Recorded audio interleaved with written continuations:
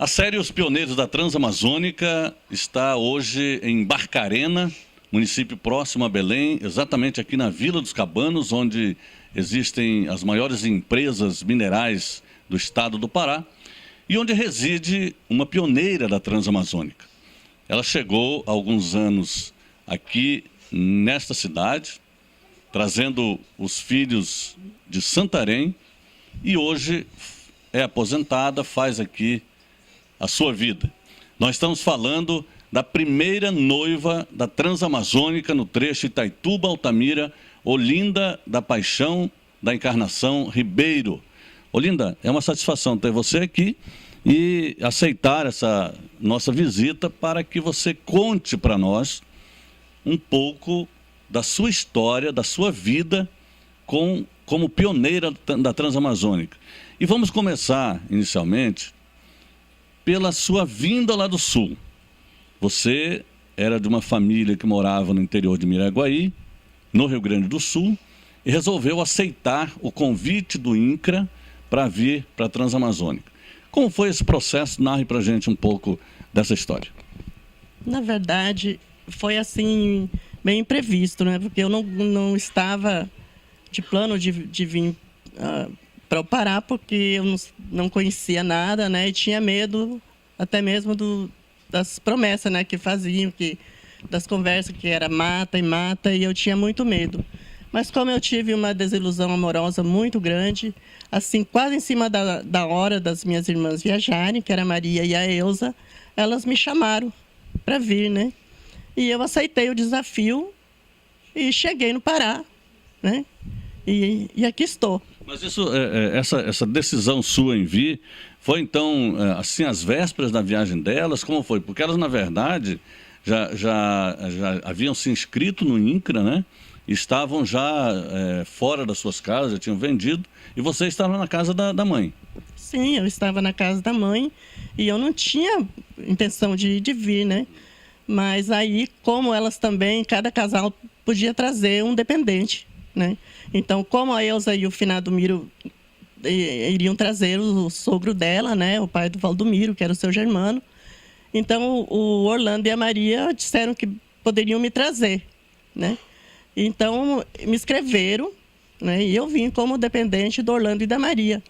Foi uma viagem boa, a gente sofreu muito na saída, foi assim um sofrimento muito grande. Como foi essa despedida?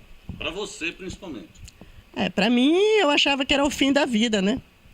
Porque quando a gente viajava, entramos no ônibus lá em Tenente Portela, o meu ex-namorado, o meu ex-noivo, né, que eu havia deixado, ela entrou no ônibus para me tirar, assim, na marra, queria me tirar. E os meus cunhados, que eram o Valdomiro e o Orlando, impediram que ele chegasse até onde eu estava, na bancada de trás, né, do ônibus. Tiraram ele assim, empurraram ele, tiraram. E eu vim com aquela dor, né, muito grande. E em todas as rádios da cidade cantavam a música O Imigrante, né? Que era muito triste. Aquilo ali parece que o coração da gente ficava todo lá, não vinha junto, não estava junto com a gente. E foi muito sofrido. Fazia tempo que vocês tinham se separado do noivo? Fazia 1 mês e pouco. Ele certamente não aceitava. Ele não aceitava de jeito nenhum. E ele fez tudo para mim, para que eu ficasse, né? Mas eu não quis perdoá-lo, né? E achei melhor vir embora, né? De lá de Tenente Portela, o ônibus foi para Porto Alegre, onde vocês foram levados para hotel de luxo, depois para um avião de luxo. Sim, nós chegamos em Porto Alegre, aí, assim, hospedaram nós num hotel de luxo, 5 estrelas, um hotel muito bom. E lá a gente teve toda assistência. Porto Alegre, nós fomos muito bem atendidos. Inclusive lá, teve um rapaz que era filho da dona do hotel que se interessou por mim, me levou para mim assistir o jogo do Internacional, que era o que tinha na semana, né? Não era do Grêmio, mas como era do Internacional que estava jogando, né? Ele me levou para assistir. E assim, me envolveu bastante nos dias que eu tive lá, que foi 1 semana. Inclusive, ele não queria que eu viesse, ele mostrava para a gente jornais de pessoas do Pará que vinham do sul, que moravam aqui, todos pintados, todos marcados, né? De mordida de pium, de carapanã. Só que a gente não acreditava, porque o nosso rumo era o Pará e eu besta, né? Poderia ter ficado, mas não quis. Quer dizer, a sua vinda, na verdade, foi muito mais por uma decepção amorosa do que pela propaganda enganosa do INCRA. Muito embora, né, as pessoas, as suas irmãs que vinham com você, estavam também sendo atraídas pela propaganda, especificamente pela propaganda do INCRA. Com certeza, minhas irmãs vinham por um objetivo, né? Eu só vinha acompanhando a carruagem, né? Porque não tinha... Eu só vim mesmo por essa decepção, porque eu estava deixando minha mãe, né? Que era a coisa mais importante que eu tinha, né? Então, não tinha... Meu namorado ficava, que era meu noivo de muito tempo. Minha mãe, que eu amava, ficava. Então, eu vim para poder esquecer, né? O namorado. E esse foi o motivo de eu ter vindo embora. Você estava com quantos anos? Eu tinha 22 anos. Bom, mas veja que coincidência. Você saiu de lá por uma decepção amorosa, porque se separou do noivo, não é? E o noivo já era noiva. E chegando na Transamazônica, com poucos dias, poucas semanas, se não me engano, você se tornou noiva e acabou casando, sendo a primeira noiva daquela região. Foi, Vanessa, porque era assim, eram as famílias todas num barracão só, né? Então ali a gente se conhecia, né? O pessoal que ia chegando, principalmente o pessoal do sul, né? Quando via, tem mais famílias do sul, então vamos procurar. A minha sogra era muito comunicativa e ela logo, eu chamei a atenção dela, né? Ela começou a me levar para pescar e tal, e chamava o filho dela para ir com a gente, que foi o finado meu marido, né? Fez o papel de cupido. Foi. Aí ele me ajudava a tirar o peixe do anzol, porque a gente pegava muito peixe quando chegamos. E ali começou o namoro, né? Poucos dias de chegada no Pará, eu já namorei. E com 3 meses de namoro, eu me casei. Casei na igreja, né? E no civil. Você foi, naquela ocasião, o cartório de registro estava a 150 quilômetros de distância. Isso, só em Itaituba, né? 200 quilômetros. 200 quilômetros. O INCRA forneceu... Como foi isso para o dia do casamento? O INCRA forneceu-nos uma picape, né? E aí ainda tinha que levar meu cunhado, que eu era Orlando, ainda colocou um monte de grades, de refrigerante, que ele tinha comércio, né? E ficou assim bem atrapalhada a nossa viagem. Mas conseguimos chegar um dia antes, em Miritituba, dormimos em Miritituba, né? Com a Elza, que era minha madrinha de casamento. Aí no outro dia de manhã atravessamos de barquinho para Itaituba, casamos, né? E o INCRA também forneceu barco pra gente, forneceu, enfim, os gastos de carro, transporte, tudo ele deu pra gente, né? Nós não pagamos nada. Aí voltamos, já no outro dia, minha sogra esperava a gente com a festa, né, de almoço. Bom, com o casamento, então, e vocês conseguiram um lote, certamente? Foi, porque também a gente só podia conseguir um lote se tivesse casado, né? Se o rapaz tivesse mais de 18 anos e fosse casado. E com isso, meu marido também conseguiu esse terreno, né? A convivência, Olinda, você falou, e a gente sabe, através de vários outros depoimentos aqui, que as pessoas ficaram juntas num barracão, né? Gaúchos, baianos, cearenses, paulistas, mineiros, todos falando sotaques diferentes, né? Como foi essa convivência para você que vinha do interior e interior do Rio Grande do Sul? Ibanez, eu me vi assim uma professora, né, no meio daquele povo, porque o pessoal do Nordeste, principalmente do Nordeste, né, que faziam parte daqueles barracões morando com a gente quase não entendia o que eles falavam. Era um linguajar muito diferente, diferentíssimo do que a gente era acostumado. Eles também não conheciam o nosso, né? Mas foi muito difícil isso daí. Foi uma união, uma mistura, uma salada de pensamentos, porque uniu toda a nação, né, ali. Agora, nesse ambiente que quanto tempo vocês viveram nesse barracão, antes de ir pro lote? Vanessa, a gente ficou assim, eu acho que os que saíam primeiro ficaram 1 mês, 2, 3. Mas nós, eu e a Maria e Orlando, e a minha sogra com o meu marido, nós ficamos mais ou menos 1 ano lá no barracão. até a gente mudar para o terreno. Porque a gente mexia com comércio lá. Então, por isso a gente se demorou mais lá nesses barracões. Pois tem um momento que a nossa irmã Maria conta que vocês, as 3 irmãs, abraçadas, né, choravam, desesperadas, por tudo o que vocês esperavam que tivesse, todas as promessas que o INCRA prometeu realizar, e nada existia ali. Como foi isso? A gente chegou porque o INCRA prometia terra, prometia casa, né? Prometia, assim, quando a gente chegasse ia ter 2 ou 3 hectares de terra já pronta, limpinha, né? Já beneficiada para todo mundo plantar, né? Chegar e plantar. Só que nós chegamos, o que a gente encontrou? Nada. Apenas os terrenos vazios, né?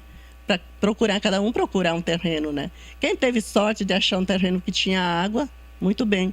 E teve outras pessoas, né, colega da gente, que não tiraram o terreno que nunca teve água, né? Tinham que cavar poços muito fundos. Enfim, foi um sofrimento muito grande na chegada. E o que dava na cabeça de vocês, assim, no momento em que estavam reunidos? Vanessa, era assim, um desespero tão grande, uma olhava para a outra e chorava, desesperada, a gente se abraçava, porque deram rede para a gente dormir. Nós não sabíamos dormir em rede. Jogamos a rede no chão, no outro dia ninguém podia se mexer de dor na coluna, né, nos braços, na cabeça, porque os travesseiros eram palhas, né, que ficavam no chão, que eram os nossos travesseiros, e dormindo em cima de rede estendida no chão, porque ninguém conseguia dormir numa rede. Eu lembro que o Orlando, ele deitou numa rede, foi deitar na rede, rebolou e caiu. Se machucou, ficou todo doído, todo desmentido da queda. Então, era assim a vida do gaúcho. Era uma situação bem complicada. Mas lá naquela ocasião, você se tornou professora. Você vinha de lá, não tinha, assim, qualificação, curso apropriado de pedagogia e tal.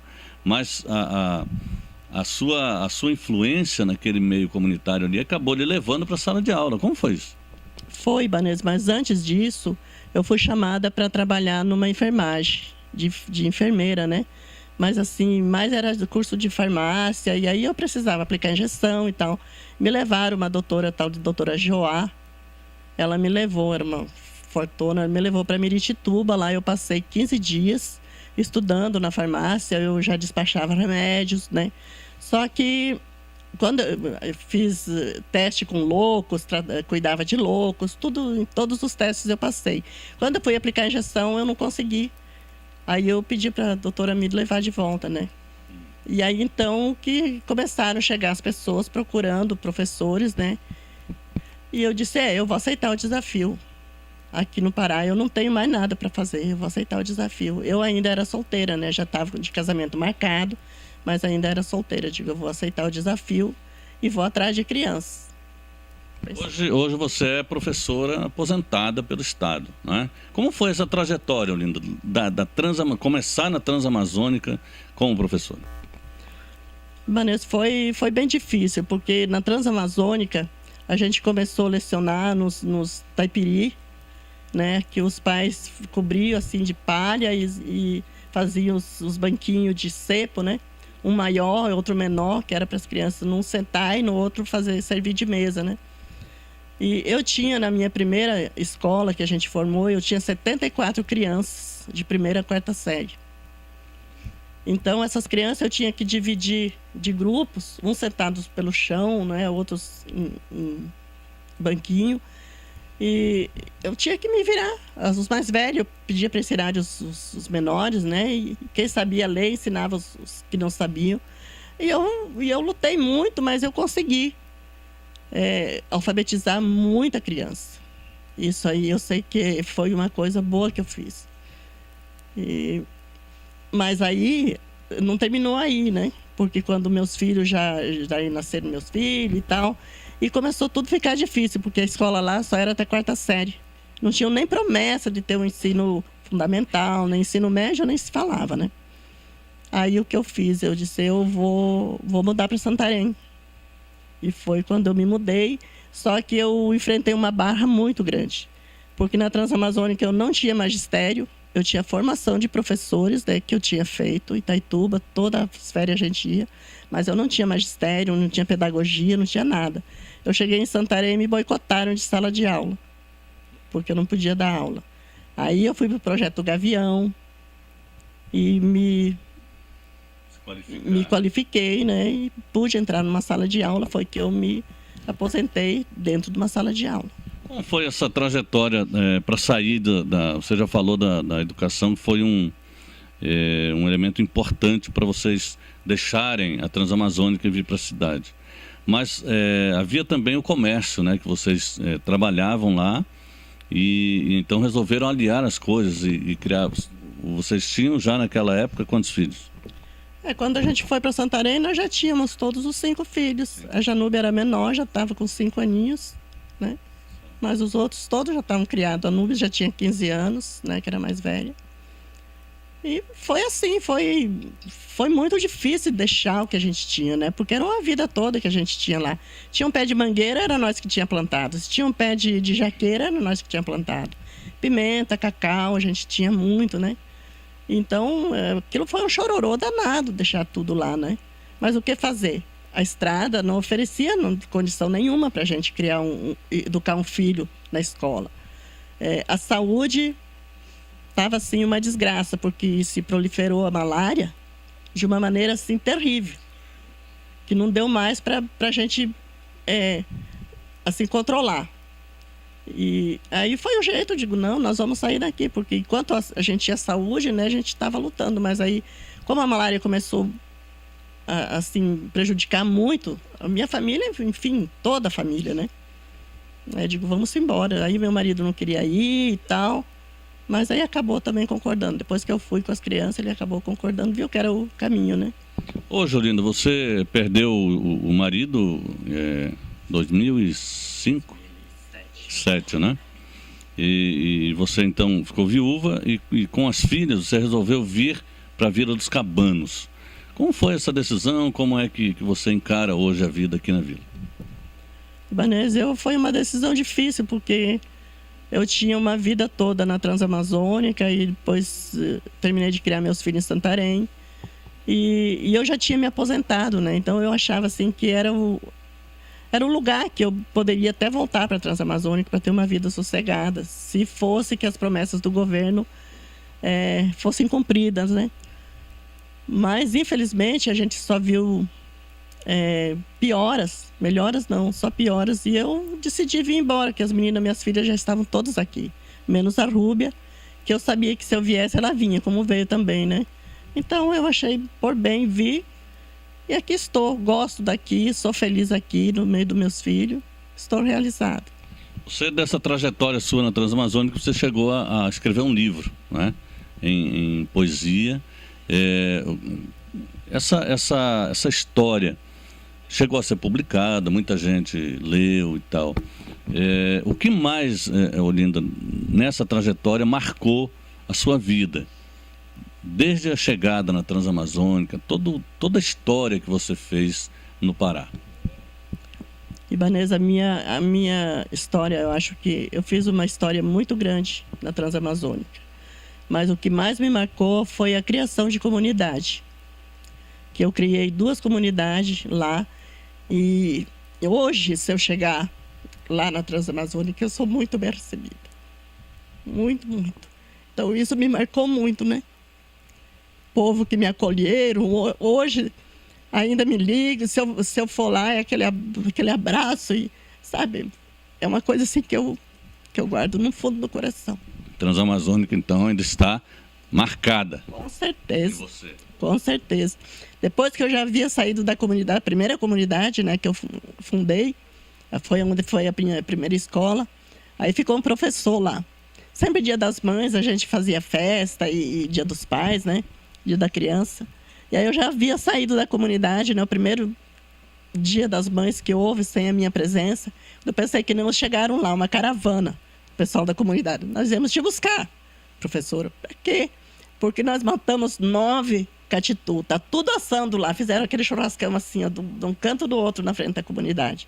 Aí foram me buscar. E aí foi declamação. Foi muito bonito. Isso aí eu não esqueço nunca.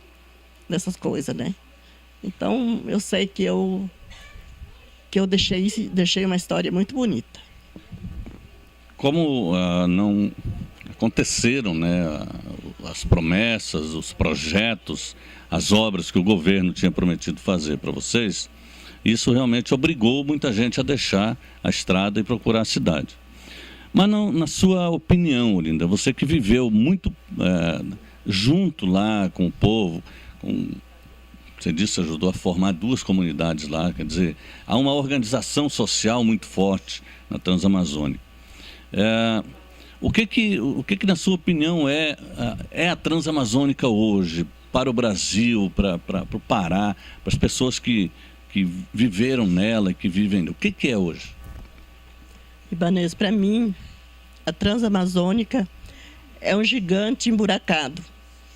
Quem viveu lá muito sofreu, sem alegria viveu um projeto abandonado. Isso para mim é a Transamazônica. Hoje em dia, se você cotar os pioneiros que ainda hoje moram lá, não existe mais.